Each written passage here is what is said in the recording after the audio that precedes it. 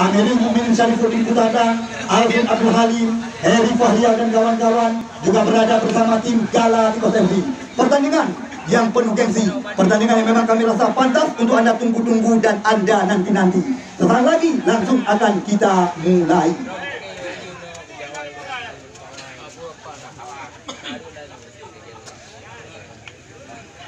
Kepada penonton kamu yang tolong bang, nganti yang gawang di penjara Arwan Bulhamete, baik yang dah otonom maupun dah baru, tolong bang, nganti yang gawang yang di penjara Arwan Bulhamete.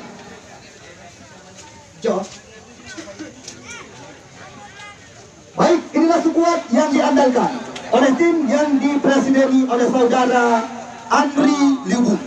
Penjaga gawang Muhammad Ali nomor punggung 1, Muhammad Nasir Ajib nomor punggung 11, Afrizal Abbas nomor punggung 17 sekaligus dipercaya sebagai kapten ke-11, Muhammad Nazar nomor punggung 3, Muzakir Ruslan nomor punggung 92, Al-Rahmat Hidayat nomor punggung 21, Iksan Ayub nomor punggung 16, Akhirul Wadan nomor punggung 12, Amar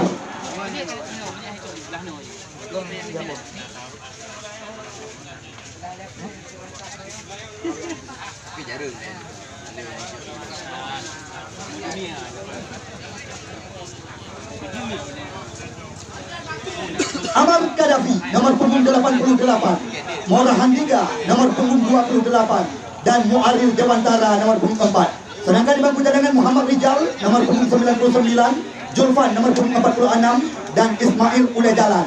Inilah skuad yang diofisiali oleh Ramzan Udu dan Effendi Motor. Sekali lagi selamat bertanding kami ucapkan kepada dua tim dengan harapan besar yang kami gantungkan. Tolong tinggi sportivitas pertandingan dan selamat menyaksikan bagi Anda penonton setia, baik yang berada di sebelah timur, utara, barat dan selatan.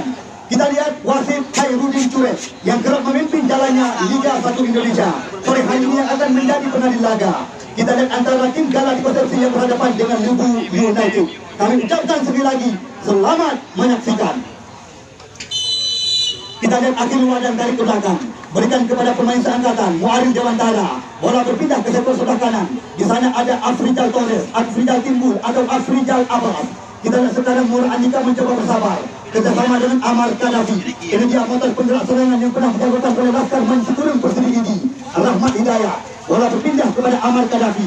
Ini dia kita lihat Amar, pemain berpunggung 8, berpindah kaki kepada Muhammad Nasir Ajin. Umpan diberikan, Muzakir Ruslan 1-2 sentuhan, Rahmat Sawang membuka ruang, dikawal dia oleh Saifan, namun belum meninggalkan arena lapangan. Bola meninggalkan arena lapangan pertandingan hanya membuahkan lemparan ke dalam.